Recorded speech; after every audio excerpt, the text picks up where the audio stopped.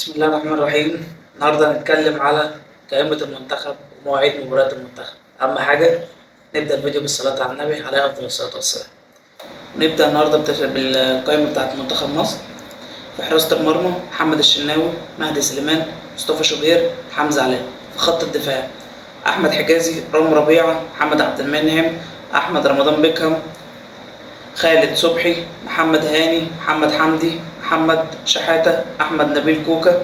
خط الوسط محمد النني، حمدي فتحي، مروان عطية، إمام عاشور، ناصر ماهر، أحمد سيد زيزو، ومحمود حسن تريزيجيه، عمر مرموش ومحمد صلاح، مصطفى فتحي وإبراهيم عادل. هنتكلم في خط الهجوم مصطفى محمد الشامي، وأسامة فيصل. يبقى كده احنا عندنا أول مباراة مصر، منتخب مصر مع الرأس الأخضر، ودي هتتذاع الساعة 10 يوم 6/9. تاني مباراة بوتسوانا مع منتخب مصر هتتذاع الساعة 4 يوم 10/9. مصر مع موريتانيا هتتذاع الساعة 7 يوم 11/10. موريتانيا مع منتخب مصر الساعة 7 يوم 15/11.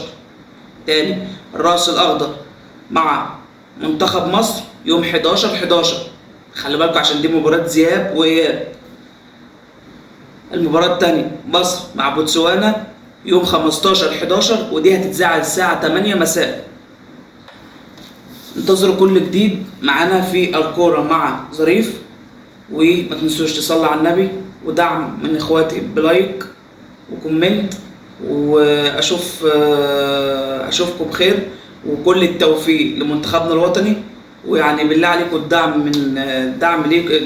منكم ليا بما اقدمه واتعب طبعا فيه عشان اجيب لكم كل الاخبار ديت.